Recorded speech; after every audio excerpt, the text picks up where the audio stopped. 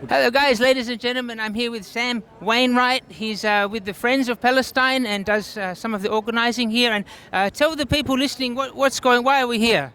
Yeah, absolutely. Look, the reason we're here today is because there's a nationwide protest against the visit to Australia of President Isaac Herzog, the President of Israel.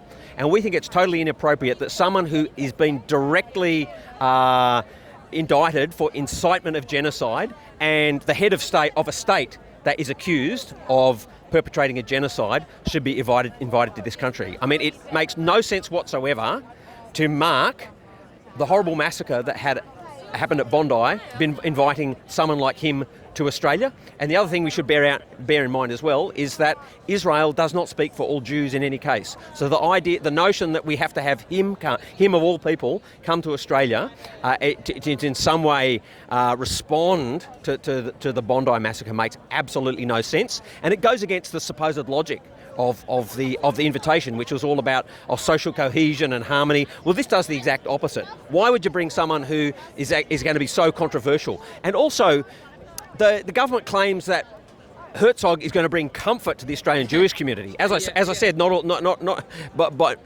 Jews support what Israel is doing. We had the full-page advertisement with 1,000 Jewish leaders saying that he's not welcome. Over 1,000 Australian Jews have said, we don't want Herzog here, and he should actually be arrested. But the other thing too is, what kind of comfort does it bring to the Palestinian people? I mean, let's not forget that 70,000 Palestinians are confirmed to have been killed. Even Israel confirms this is the case now. And it is almost certain to be tens of thousands of people more buried in the rubble. I mean, there's probably people here in the crowd who have relatives who are still unaccounted for. Absolutely right. So, I mean, what about their feelings? What about their comfort? Do they count for nothing? And this kind of goes to the fact that there is basically a racist double standard when it comes to Palestinian lives. The immense suffering of the Palestinian people just isn't treated seriously. And this stretches all the way back, I should say, to October 2023 as well, because there's no question that the 7th of October 2023 was a very traumatic event for Israeli society. Now, I don't think anyone here would deny that. It's true that it was. But it's also the case that Palestinian society has suffered a similar trauma every year for over 80 years. I think also what people might not understand is it's ongoing as well, isn't it? I mean, we're seeing things daily, aren't we? I mean, if you live stream, we've got all sorts of things going on the West Bank. It's not over, is it? It's not over at all. And in fact, it's all you could say really is that the rate of the killing has slowed down a bit.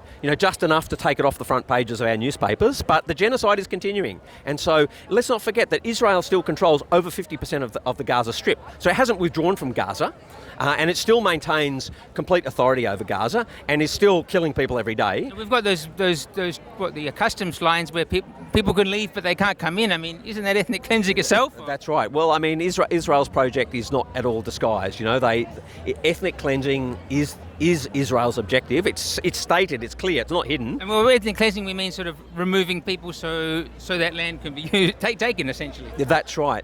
And now we're seeing the same thing happen increasingly in the West Bank as well. I mean, so the rate of settlements has increased, and now furthermore, Israel is quite blatant about the fact that it has no intention whatsoever of ever agreeing to a Palestinian state on the Palestinian territories. And that's a bit of an affront to the Australian government right there, isn't it? And international law, obviously. Well, that's right. It's an absolute and complete affront to international law. So what Israel is saying is that we don't care. Yeah, and it won't count on. And bear in mind that the so-called occupied territories is the land that Israel occupied after 1968, and so that's only 22% of historic Palestine.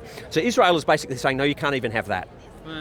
You're not even having 22%. You can't have a fifth. No, that's true. You're not even having a fifth. I mean, that's been very clear for a long time because they've been planting settlements through the West Bank. So the notional 22% has already been just riddled like Swiss cheese. Do you have any optimism with sort of some of the influences, Candace Owen and Candace and Tucker sort of coming around now? Look, I think there has been a real sea change in public opinion. And that's 30-40%? That's been reflected all over the place, and we saw it reflected in the massive marches late last year, right around Australia. Over 200,000 across the Sydney Harbour Bridge, and I think that but maybe 30,000 here. I mean, there's definitely at least 20,000. Yeah, that's right. I'd say between 20 and 30,000 here in Perth, which is quite a lot for Perth, and so.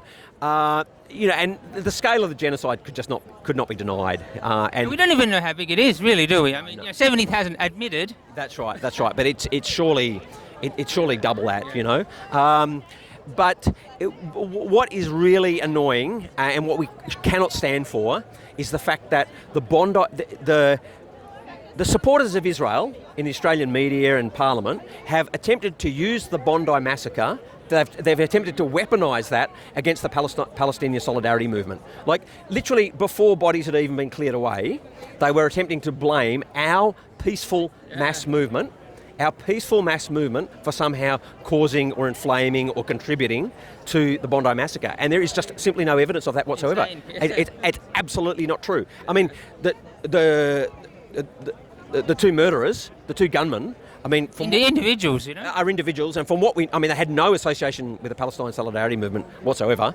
To the best of our knowledge, they're inspired by IS, which has never supported the Palestinian National Liberation Movement. Because you have to remember, the Palestinian National Liberation Movement isn't an Islamic movement. It's a national liberation movement because there are